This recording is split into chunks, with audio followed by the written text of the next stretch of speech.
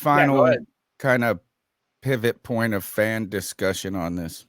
Okay. As we kind of dive in looking for every single hint or read the tea leaves of what the Carolina Panthers will do, there has been some people that have brought up a discussion of why the national media and why the fans, or a lot of people, are so interested in what Josh McCown has to say about a quarterback rather than the offensive coordinator, Thomas Brown. And I got to say, I think this is trying to find a problem where a problem doesn't exist, right? Is especially from a national media perspective, is that Thomas Brown's never been an offensive coordinator. Nobody has really ever heard of him, except for, as we heard the candidates coming out, that he was a hot candidate under McVay and some different things. He was not a quarterback in college. He was a tight end, an assistant head coach, a running backs coach. He played for South Carolina, Miami, Georgia, or maybe his coaching experience there. But my thing is this, is that I'm not saying that Thomas Brown's opinion is not important in this decision. And I'm not even saying that Josh McCown's opinion should be weighted heavily.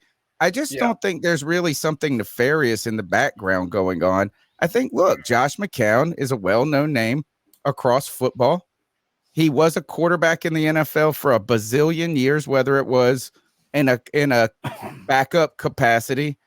And that is, it just seems like the thing, it just name recognition alone sounds like this is the guy that you would try to find some insight from. Well, number one, I agree with that, but I also think we can talk about the fact that Thomas Brown isn't necessarily known for his quarterbacks, right? He's not coming in here with a crazy quarterback history, right? Yeah. On top of that, was Brown even at the NFL Combine? And I'll quickly answer that for you. He was not. It was Fitterer, it was McCown, and it was Reich in the stands. It was not Thomas Brown. Thomas Brown was at some of the pro days, but that tells me that Brown is focused on other things, and they're going to be able to get their quarterback. So I don't think there's anything to be a problem with. Unfortunately, I think what ends up happening with a lot of these things is some of the people that, I'm not going to name drop, but some people are just trying to use this as an opportunity to have a nice little Twitter quote that's going to go and get a bunch of hits because everybody's going to tagging people, like tagging national shows with it and some things like that. Right. It's just an opportunity to create clout in a lot of ways. I don't think there's anything nefarious about what's going on. And I, like I said, I think it's clear just based on the fact that he wasn't even at the combine that this is a decision between Reich, McCown, Fitterer, and maybe even David Tepper. Well, and let me say this too. So one of the reasons how I saw this argument got started is somebody was saying that Josh McCown, that his opinion should matter more than Anthony Brown, because if Anthony Brown had if Thomas Brown has a really good year this year as the offensive coordinator, he's going to be out the door in 1 year, and Josh McCown is still going to be here for the Carolina Panthers. And maybe that isn't true. I don't know. But what I will say is this. I feel like the title matters. It does matter. And if we're just being fair, I think if you are the offensive coordinator, especially going into this rookie year, I do think that the opinion of Thomas should weigh a little bit more than Josh McCown's. And I also don't feel like our coaching staff is building a room where one opinion it reigns supreme over the other. In fact, that's one of the things that I believed from that prior Peter King article, is that this organization is really doing everything in their power to find a consensus and to value everyone's opinion. And, I know that's going to be hard to do when you have so many cooks in the kitchen, but, I think that Thomas Brown, he's going to be authoring this offense in a lot of ways this year. And is he truly? Is he not really? We know Reich's calling the plays from the beginning. And he said he's going to phase him in and some different things like that. I understand. I think you make a good point. I'm sure that his input input will be considered, well received, and valued. But the idea is what I'm just trying to say is that you've got two quarterbacks in Frank Reich and McCown that played the position in the NFL for over a decade each. Is that and I'm not saying that his opinion should matter. I'm not saying that. I'm just saying is this fine. It just seems like trying to find a problem. Yeah, where one rather than it doesn't being exist. yes. And that's all I got to say about it. Or all right, but that's it. Let's move on. And again, Josh McCown is also incredibly respected now. I think he's going to be a great coach. And there's a very big possibility that he might be the future offensive coordinator for the Carolina Panthers down the road. You never know, man. Some people really take to this coaching thing. But okay, let's move on to our next topic here. On theathletic.com, Joe Person, and in collaboration with a few other people, put out this article about what went into the process of the Carolina Panthers actually getting the number 1 overall pick. And I felt like it would be good to kind of mention some of this stuff because it kind of gives an insight into our general manager and what they're doing and the mindset of Scott Fitterer and this organization and how they go through things. So this is a brief summary from the fencing coach on Reddit on NFL. He says the turning point where Fitterer realized he needed to make moves for the quarterback was when the Panthers were in the running for the NFC South under interim head coach Steve Wilkes, and they lost to the Bucs in week 17. To understand what an ideal trade for the number 1 pick would be, Bears GM Ryan Poles actually phoned the Blackhawks GM Kyle Davidson. He used his analytics team to determine wins over expected to see what a trade acquisition might do for the Bears. The Panthers were the first team to meet with Chicago about the trade. They met for 20 minutes at the Combine and realized the Panthers couldn't trade up to number 1 with picks alone. After Reich spent the last 3 seasons by trading or signing older quarterbacks, they decided to go with a draft and develop approach. Poles liked what he saw from the top quarterback prospects, but realizing the Bears had deep needs, he decided to go for the trade approach to accumulate players and picks. Fitterer was at his daughter's soccer game and was like, fuck watching my daughter's game. I got to get this trade done. And by the way, this is probably the words of the Reddit poster here. He said, so he did with the Tepper's approval. Fitterer and Poles agreed that DJ Moore was worth a first-round pick equivalent, which was a key part of the negotiation. The Panthers kept a few of their young staples, Derek Brown and Brian Burns, off the table in the trade. The final part of the trade was negotiation over which second the Panthers would send. The Panthers wanted to keep their higher pick and ended up giving their lower second from the CMC trade, and boom, trigger pulled. So that's this is the win of the trade right there to me. Yeah, that final point. Agreed.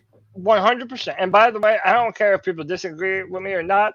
I believe that right now, Scott Fitterer is the best young general manager in the NFL, the best up-and-coming general manager, and I'm going to call my shot. I believe in the next couple of years, we're all going to be talking about Scott Fitterer as the best general manager in the NFL. What's up, boy? Get at me. I'm going to pull back the old slide. There's a couple of things that stand out to me. The 3 points that come out to me on that, or maybe 2. Number 1 was the Frank Reich and has dealt with the older, aging, bridge type quarterback for the last few years. And he's had some success with it, but he's also seen the challenges and the failures of that. I like that the Carolina Panthers, who have done the same thing over the last couple of years, I like this is not repeating, rinse and repeat, is that we took a different, it's kind of learning from your past, I hope.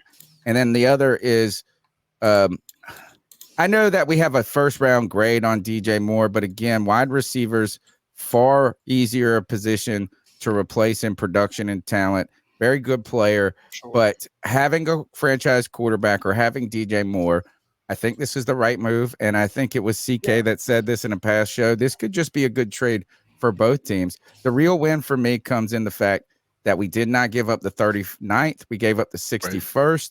And just to show you what this does real quick, if we pull this up, I found this this chart right here, and it talks about how they rank I guess what type of picks you have. The Carolina Panthers have the number 1 pick. They have 2 picks in the top 50. Now, if we would have traded away that 39th, that would have been a 1 there. That would have been the 1, and we would have had a 61. We have 3 picks in the top 100 still, and 6 picks overall. It sounds to me like the Panthers, while they may have given up some future value at some times in the draft, really were able to maintain. Look, we don't need more than 6 picks in the draft, honestly. Right. And, you know what I mean? It's like at some point, it's better to have 3 or 4 really good picks than to have a bunch of players that come into the draft that aren't going to be on the team in 2 years. And if you go back to what the Panthers did, do you remember that draft where we had like 8 picks? Maybe it was Matt Rule's first draft. There's like only 2 players, Bravion Roy and Jeremy Chin, still on the team. So that's my take on it. Yeah, and these guys, remember, Brady Christensen was drafted in the 3rd round. I think Federer has done a tremendous job. I agree with JD 864, man, from the beautiful Isles of Hawaii. Let fit cook, man. I really have a feeling that Federer is going to end up being absolutely worth it, and he continues to prove that. I love the free agent signings. I love what we've done in the draft so far. I'm excited to see what we're going to do in the draft this year. But, Tony, before we go on, wait, dude, the chat room is so lively tonight, man. People are in there fighting in the chat room. But we also got another incredible donation, a love bomb, $20 love bomb from P-Dubs. He says, what up, C3? I've said it before, taking Young at number 1 is an asymmetric risk given his size. His intangibles don't outweigh his size, in my own opinion. Let's take Stroud and not rush him. Cody, I'm 100% with you on all things Lamar. Yeah, baby. I appreciate you, P-Dubs. That's awesome, man. Good looking out, brother. Fantastic stuff.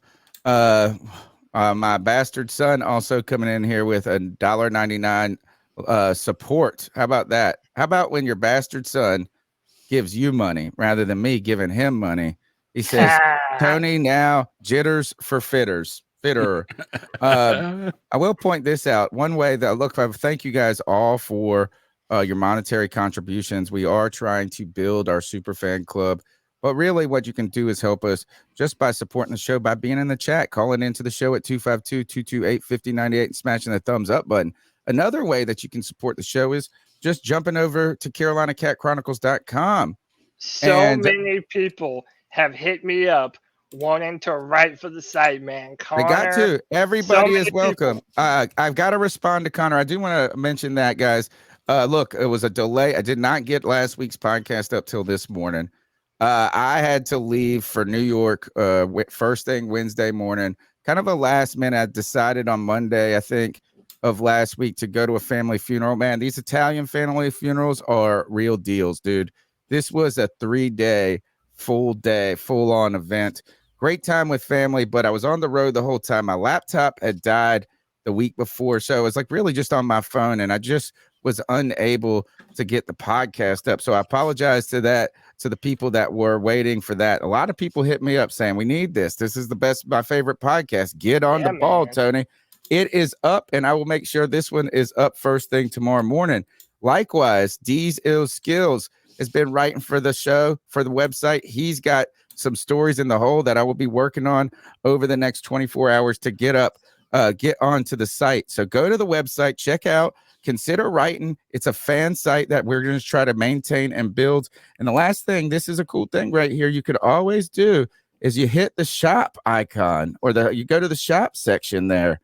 We still have some really cool merchandise. This is why I'm not a good salesman. We've had this merchandise for years, and I don't even mention it on the show.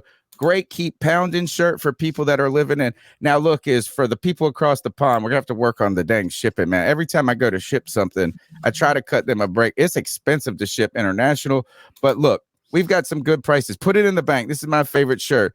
Guess who designed this for me? Lynn Leonhardt.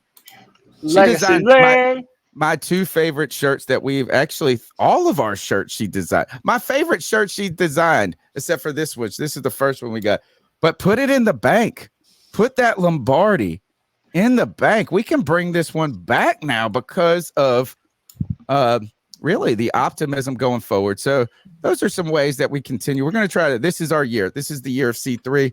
We're going to kill it. Don't forget David Geddes coming up next week on the C3 Panthers podcast. Get your calls in 252-228-5098. What's up next, Cody?